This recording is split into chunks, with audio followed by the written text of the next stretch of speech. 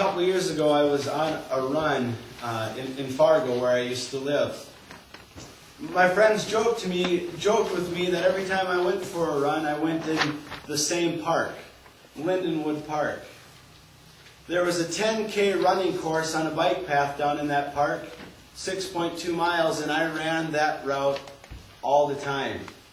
It was my home court advantage. It was the place where I went that it felt like it was my own. It was a spring day. It was very warm. And the path and the park was bustling with people. And I was crabby. I'd had the entire winter to run on those paths by myself, and I wasn't ready to share them with anybody. I didn't want to have to run around other people. I didn't want to have to say, "Excuse me." I wanted the park to myself, and I didn't want to be bugged by anyone. I had about a mile left in my run that day when, out in the distance, I saw a scene unfold. I didn't have my glasses on, so I couldn't really make out what was going on. But I could see that it was a father and a little girl. I could see the father running with the girl who was on a bike, and his hand was on the back of the seat. His other hand was on the front handlebar, and I quickly realized what was going on. He was trying to teach his daughter how to ride a bike. But something was confusing me as I was far away, because I would see him with his hand on, and then his hand off, and then his hand would go back on, and then it would come back off, and this went over and over again. Well, as I got closer, I realized what was happening, and I could hear what was happening as well. The father would have his hand on the back of the girl's seat, his other hand on the handlebars, and he was saying, "You can do it. You can do it. I'm going to let go. You can do it. It's your time." And her face was lit up with joy. Her smile was beaming. She couldn't have been any happier. He said, "I'm going to let go." And he dropped that hand off the handlebar with his other hand still behind. And immediately the joy turned to terror. And she would start screaming and say, "Daddy, no! Daddy, no! Daddy, no!" So he put his hand back on.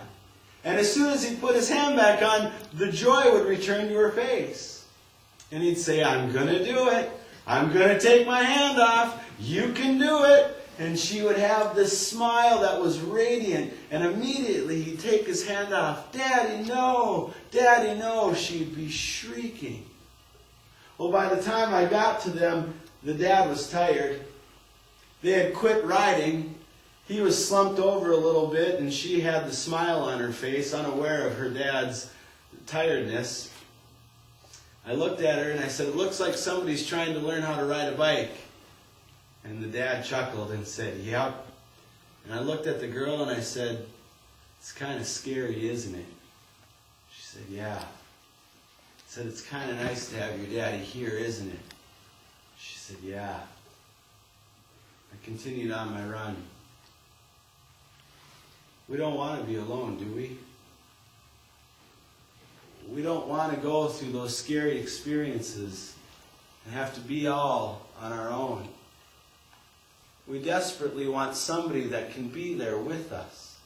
Somebody to walk with us through those times in our lives where we feel as if we're going to spin out of control, like that girl thought she was going to fall on her bike.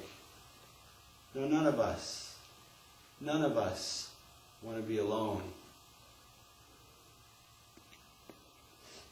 It's the way we were created. It's the way that God wired us. God wired us to depend on one another. God wired us in such a way that we would need to have each other. It was my senior year of high school.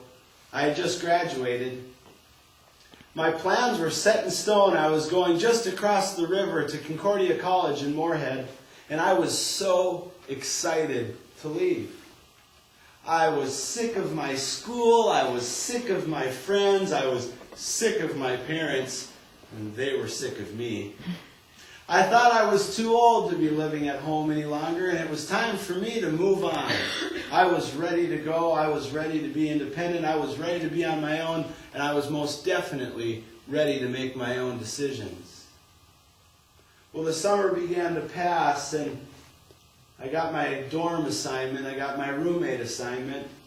I talked to my roommate, but the week before I was to leave for school, all of a sudden, my thoughts began to shift.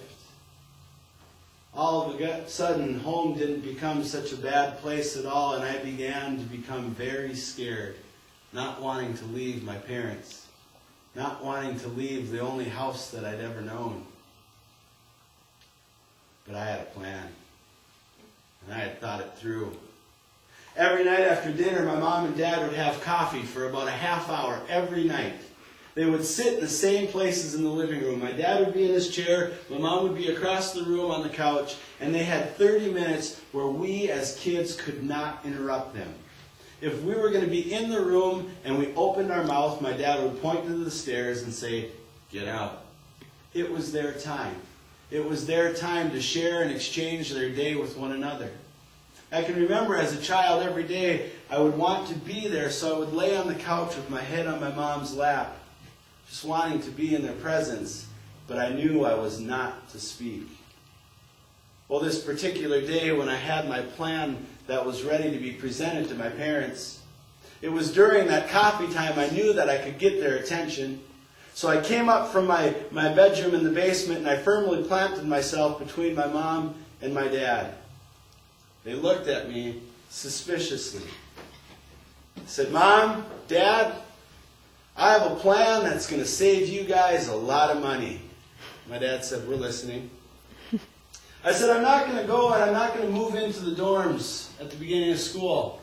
I'll change my bedroom in the basement to an apartment, and I'll just stay here with you and Mom, and therefore you don't have to pay for room and board. It'll be a lot easier, and you'll hardly know that I'm here." And my dad looked at me and said, "We'll change the locks." I looked at him. I said, "What?" He said, "We'll change the locks." I said, "But Dad, I don't want to go. Dad, I don't want to leave. Dad, I want to stay here." And my dad said, "Jeremy, you have to go.